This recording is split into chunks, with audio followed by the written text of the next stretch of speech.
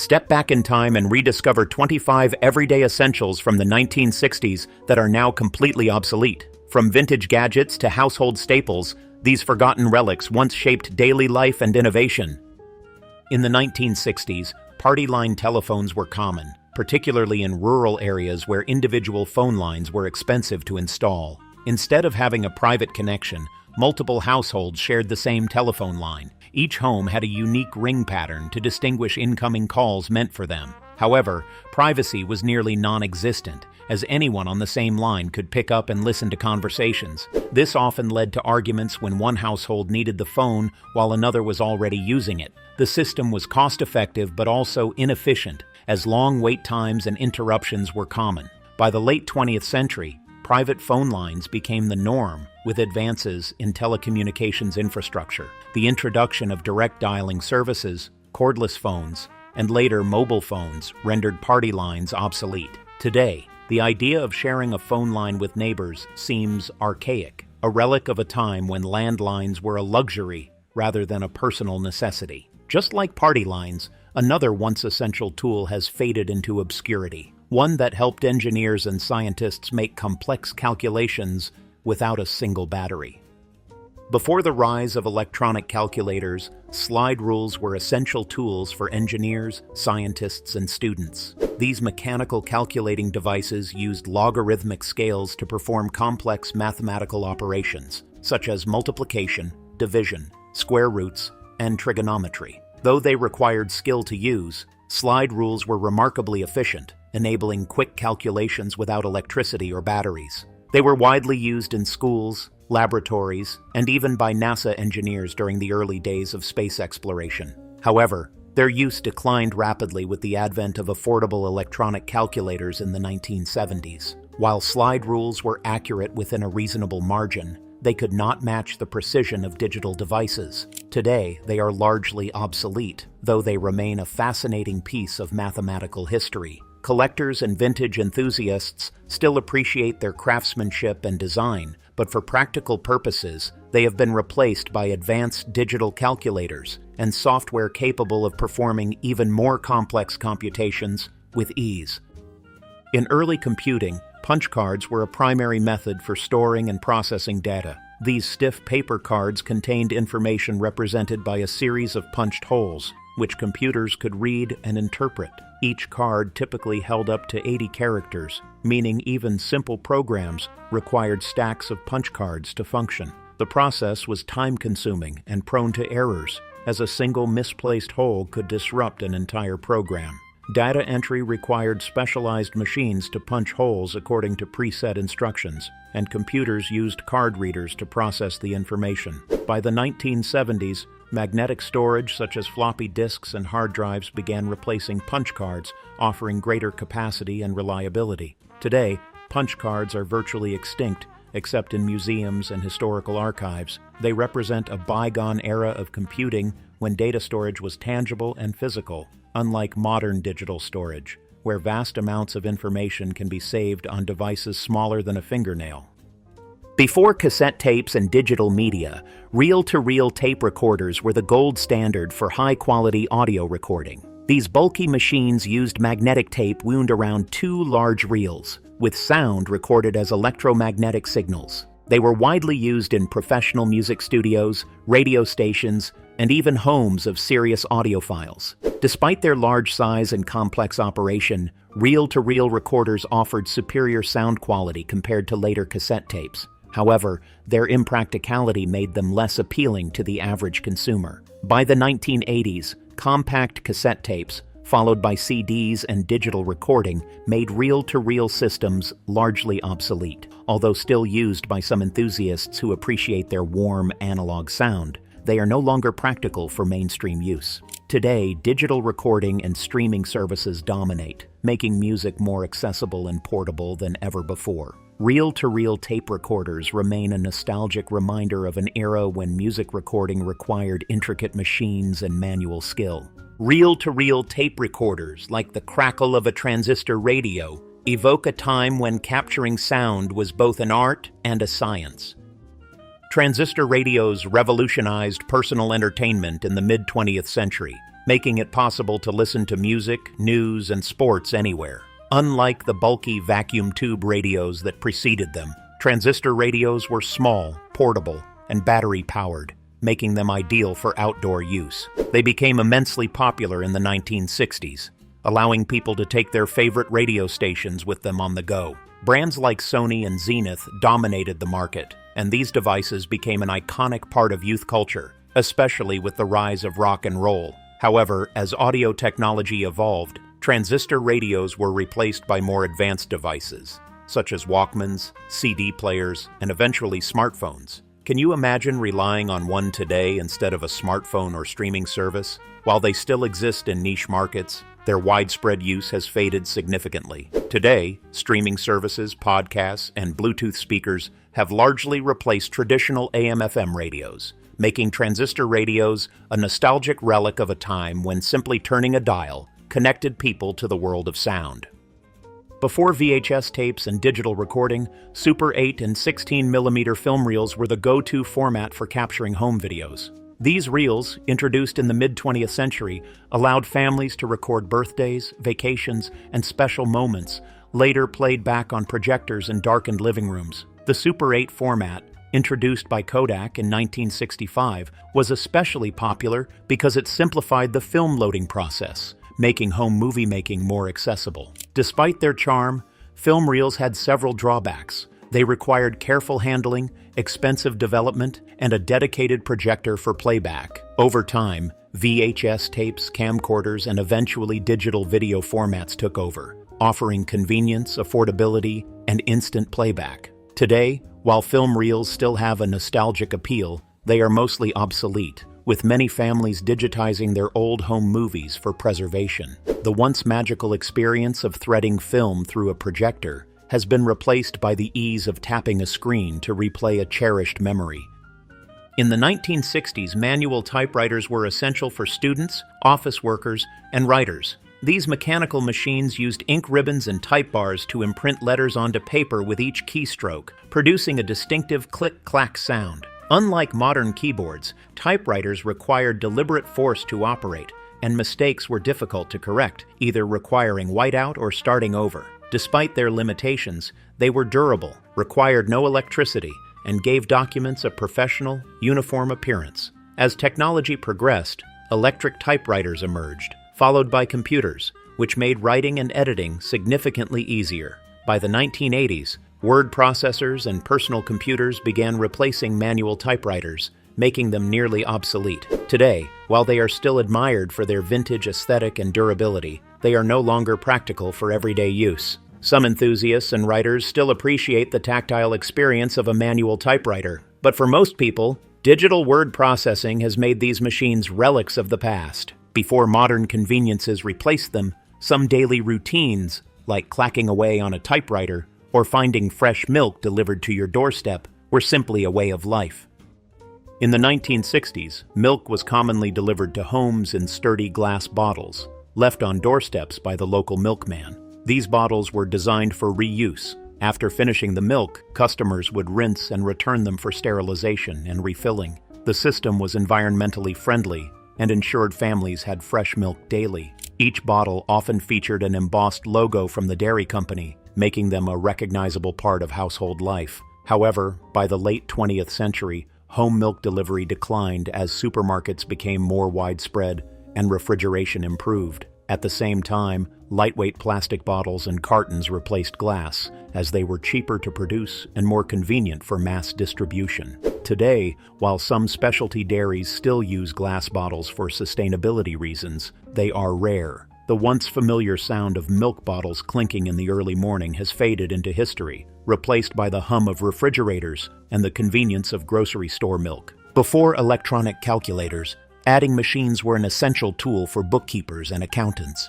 These mechanical devices performed basic arithmetic functions, using gears and levers to tally sums with the push of numbered keys. Some models required a hand crank, while others had electric motors to speed up calculations. Adding machines streamlined financial tasks, reducing human error and improving efficiency in businesses. However, they were large, heavy, and limited in functionality compared to modern digital alternatives. The introduction of electronic calculators in the 1970s, followed by the rise of personal computers, rendered these machines obsolete. By the 1980s, adding machines had largely disappeared from offices, replaced by compact, battery-powered calculators capable of handling more complex calculations instantly. Can you imagine having to crank a machine just to add up a few numbers? Today, while antique adding machines are sometimes kept as decorative pieces or collectibles, their role in everyday business operations is long gone. The once revolutionary tool for number crunching has been replaced by sleek digital alternatives that fit in the palm of a hand. Before plastic and silicone ice trays became standard, metal ice cube trays were a kitchen essential. Made from stainless steel or aluminum, these trays had a unique lever mechanism that made it easier to release the frozen cubes. The design consisted of a metal divider that separated the ice into sections, and by lifting the lever, the cubes would break free. These trays were incredibly durable and often lasted for decades, but they had their downsides. If overfilled, they could be difficult to open, and the metal would sometimes freeze to the ice, making it tricky to extract cubes without warming the tray first. Over time, plastic ice trays became more popular due to their affordability and flexibility, eventually phasing out metal trays.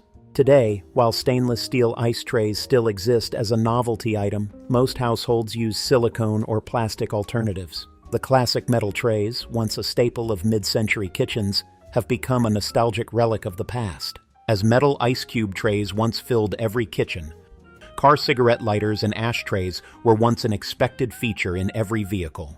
In the 1960s, car cigarette lighters and ashtrays were standard features in nearly every vehicle. Smoking was widely accepted, and automakers incorporated built-in lighters and designated ashtrays in dashboards, door panels, or even the back of seats. The lighter worked by pushing a button that activated a heating coil, allowing drivers to light cigarettes without the need for matches. Ashtrays provided a convenient place to dispose of ashes, often featuring removable trays for easy cleaning. However, as awareness of smoking-related health risks grew, cigarette consumption declined, leading car manufacturers to phase out these features. By the late 1990s, many automakers stopped including lighters and ashtrays as standard equipment, replacing them with 12-volt power outlets for charging electronic devices. Today, most new cars come equipped with USB ports rather than cigarette lighters. While older vehicles still have them, the once common sight of drivers lighting up on the road has largely faded into history, replaced by a more smoke-free driving experience. Before digital music and wireless speakers, portable phonographs were the go-to option for playing records on the go. These compact turntables allowed music lovers to bring their favorite tunes to picnics, gatherings, and even road trips. Many models were manually operated, requiring users to wind a hand crank to power the turntable mechanism. While some phonographs had built-in speakers, others relied on external amplification through a horn or a small electric amplifier. The sound quality was limited, but for many, the experience of playing vinyl records anywhere was groundbreaking. However, as technology advanced, phonographs became impractical compared to more portable audio solutions. The rise of cassette tapes in the 1970s and the Walkman in the 1980s made carrying music easier and more convenient. Eventually, digital music players and streaming services rendered portable phonographs obsolete. Today, while vinyl records have made a nostalgic comeback, the era of wind-up or battery-powered phonographs as a portable music option is long gone. The Kodak Brownie camera, introduced in 1900, revolutionized photography by making it accessible to the general public. This simple box-shaped camera came preloaded with film, allowing users to take up to 8 pictures before needing to reload. Its affordability, starting at just $1, made photography a household activity rather than a luxury. The Brownie was instrumental in capturing everyday moments, family portraits, and vacations, creating a culture of casual photography. Over the decades, different models were introduced, including folding versions and 8mm motion picture cameras. However, by the late 1960s, more advanced film cameras with better lenses and features became widely available. The Brownie line was eventually discontinued, replaced by automatic film cameras, and, later, digital photography. Today, smartphones have turned nearly everyone into a photographer, making the idea of a simple, boxy film camera seem outdated. While the Brownie holds historical significance, it now serves as a collector's item rather than a practical photography tool. Just as the Kodak Brownie camera changed the way people captured memories, another household staple, tube televisions, once defined how families gathered to watch their favorite shows. Remember when TVs were so big and heavy that moving one felt like a workout? Before the rise of flat-screen TVs, cathode ray tube, CRT televisions were the standard in households worldwide. These large, bulky TVs used electron beams and vacuum tubes to project images onto a curved glass screen, often housed in a heavy wooden or plastic cabinet. While they provided hours of entertainment, CRT TVs had several drawbacks, including their enormous size, heavy weight, and limited screen resolution. Picture quality improved over the years, but they were still no match for modern display technology. In the early 2000s, LCD, LED, and OLED TVs began dominating the market, offering better image quality, thinner designs, and energy efficiency. By the mid-2010s, CRT televisions were nearly extinct, with only a few remaining in niche markets, such as retro gaming. Today, these behemoths of home entertainment are mostly relegated to recycling centers and landfills, replaced by ultra-thin, high-definition screens that seamlessly blend into modern living spaces. Film strip projectors were once a staple of classrooms, offices, and training sessions, providing a simple way to present visual material alongside recorded narration or a teacher's explanation. Unlike movie projectors, which played continuous reels of film strip projectors used long strips of still images advanced manually or with a clicker. These projectors were widely used in the mid-20th century for educational purposes, from history lessons to workplace training videos. Students often recall the excitement of watching lessons projected onto a pull-down screen while the teacher controlled the pace of the slides. However, as technology advanced, film strip projectors became outdated. By the 1980s, VHS tapes provided an easier way to present video content, and by the 2000s, digital projectors and interactive whiteboards replaced them entirely. Today, film strip projectors are mostly forgotten, except in museums and nostalgic educational collections. The days of clicking through slides manually have been replaced by instant digital presentations and touchscreen technology. Before transistors revolutionized electronics, vacuum tubes were the backbone of radios, televisions, and amplifiers. These glass tubes controlled the flow of electricity and were essential in early electronic devices. However, vacuum tubes were fragile and prone to wear, requiring frequent testing and replacement. This led to the widespread use of vacuum tube testers, which allowed technicians and radio hobbyists to check the functionality of their tubes. These machines would assess various electrical properties, helping users determine if a tube needed replacing. In the 1960s, they were commonly found in repair shops and even self-service stations in electronics stores. However, with the introduction of transistors in the late 20th century, vacuum tubes quickly became obsolete. Transistors were smaller, more energy efficient, and far more durable, eliminating the need for tube testers. Today, while vacuum tube testers remain a niche tool for vintage audio equipment enthusiasts, they are largely relics of an era before solid-state electronics dominated consumer technology. Just as vacuum tube testers kept electronics running, home barometers once helped households predict the weather. Before the age of digital weather forecasting, home barometers were essential tools for predicting changes in weather. These beautifully crafted instruments, often encased in wood or brass, measured atmospheric pressure. A sudden drop in pressure signaled an approaching storm, while rising pressure suggested clear skies ahead. Many households relied on barometers as a daily guide to the weather, especially in farming and coastal communities where storms could be unpredictable. Over time, barometers also became decorative pieces, adding a touch of elegance to home interiors. However, with the rise of television weather forecasts and, later, smartphone apps that provide real-time weather updates, barometers became obsolete for practical use. While some people still appreciate their vintage charm and scientific significance, modern technology has made them unnecessary. Today, weather information is instantly available with a tap on a screen, replacing the need to analyze air pressure readings manually, making home barometers more of a collector's item than a necessity. In the 1960s, vinyl seat covers were a common feature in automobiles, prized for their durability and easy maintenance. Unlike fabric seats, vinyl was resistant to spills and stains, making it a practical choice for families and everyday drivers. These shiny, plastic-like covers came in various colors and patterns, adding a stylish yet affordable touch to car interiors. However, despite their practicality, vinyl seat covers had major drawbacks. In hot weather, they became uncomfortably sticky, and in cold temperatures, they felt stiff and uninviting. Over time, consumer preferences shifted toward more comfortable materials like cloth, velour, and eventually leather, which offered a better balance of durability and comfort. By the 1980s, vinyl seat covers had largely disappeared from mainstream car interiors, though they remain popular in vintage car restorations. Today, modern automotive upholstery materials are designed to be both stylish and practical, leaving vinyl seat covers as a nostalgic reminder of mid-century automobile design.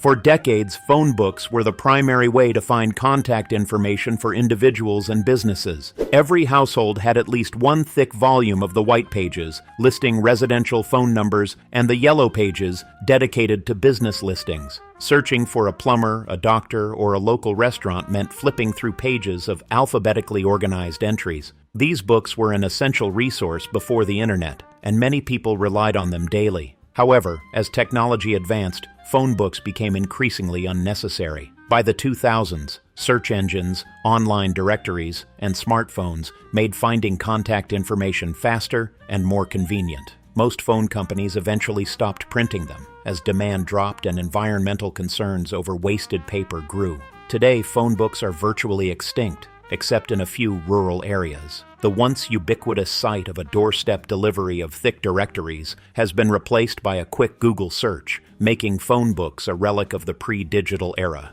Before everything went digital, keeping essential tools organized was a priority, whether it was a bulky phone book for contacts or a zippered pencil case for a slide rule. Can you imagine carrying a bulky slide rule in your backpack instead of a sleek calculator app on your phone? In the 1960s, students and engineers who used slide rules often carried them in special zippered pencil cases. These sturdy cases were designed to keep slide rules protected and organized, along with other essential drafting tools like pencils, erasers, and compasses. Since slide rules were precision instruments used for complex calculations, keeping them in a secure case was important to prevent damage. Students took pride in their well-organized cases, which were a symbol of academic rigor in technical fields. However, as electronic calculators emerged in the 1970s and became more affordable, the need for slide rules, and by extension, their dedicated cases, diminished rapidly. By the 1980s, zippered pencil cases for slide rules were nearly obsolete, as digital tools took over math and engineering calculations. Today, while vintage slide rules and their cases are sought after by collectors, their everyday use is long gone. Modern students now rely on sleek scientific calculators and software, leaving these once essential cases in the past.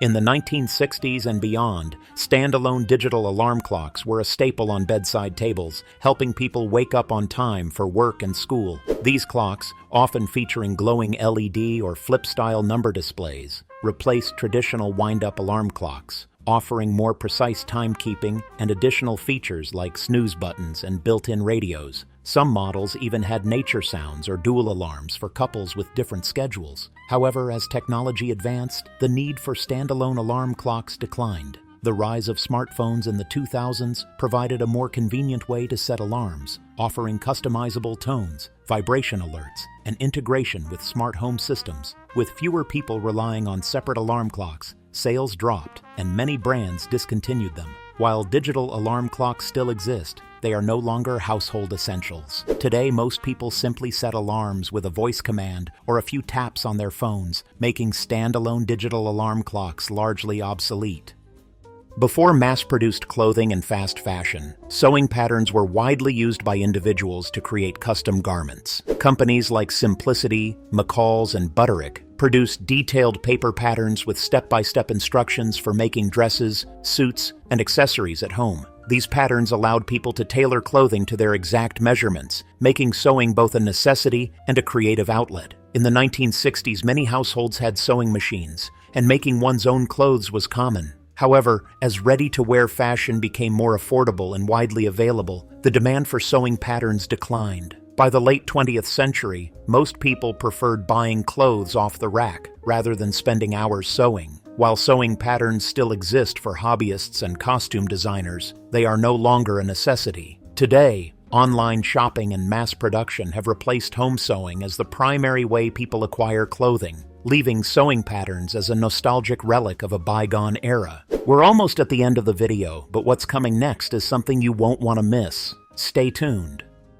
In the heyday of vinyl records, dedicated cleaning tools were essential for maintaining sound quality. Dust, fingerprints, and static buildup could cause pops, skips, and distortion. So audiophiles used soft brushes, carbon fiber wands, and special cleaning solutions to keep their records pristine. Some high-end record cleaners even used vacuum suction to remove deep-seated grime. While vinyl was the dominant music format for decades, its popularity declined with the arrival of cassettes, CDs, and digital streaming. By the 1990s, most people had transitioned to CDs, which required little maintenance compared to fragile vinyl records. Today, streaming services have all but eliminated the need for physical media, making record cleaners a niche product. However, with the recent resurgence of vinyl among collectors and music enthusiasts, some modern cleaning tools still exist. Yet for the average listener, the days of carefully brushing LPs before playing them are a thing of the past, replaced by instant digital access.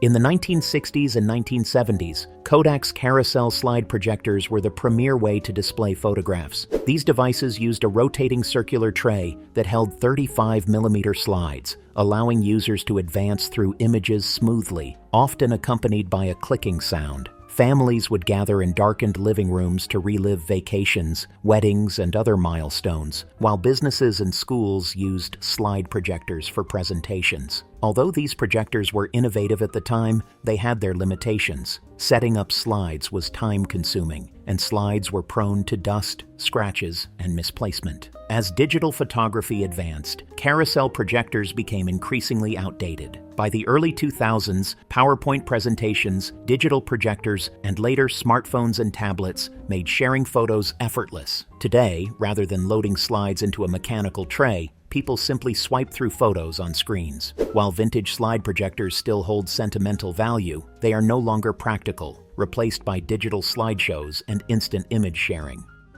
Before cable and satellite television, rooftop antennas were essential for receiving over-the-air broadcasts. These large metal structures, often installed on rooftops or chimneys, picked up TV signals from distant broadcast towers. Adjusting the antenna's position was sometimes necessary to get a clearer picture, with families often experiencing the frustration of static-filled screens or ghosting effects. In the 1960s and 1970s, television was a primary form of entertainment, and antennas were the gateway to accessing network channels. However, as cable TV expanded in the 1980s and 1990s, rooftop antennas became less common. Satellite dishes and digital cable services provided clearer reception and more channel options, rendering traditional antennas largely obsolete. Today, most people rely on streaming services, cable or satellite for television, making rooftop antennas a rare sight. While digital antennas still exist for those seeking free broadcast channels, the towering rooftop aerials that once defined the skyline have mostly disappeared from modern homes. I hope you enjoyed this journey through time, exploring once essential items now lost to history. Which ones did you recognize? Did any bring back memories? Let us know in the comments. If you love nostalgic trips like this, be sure to subscribe for more blasts from the past. Until next time.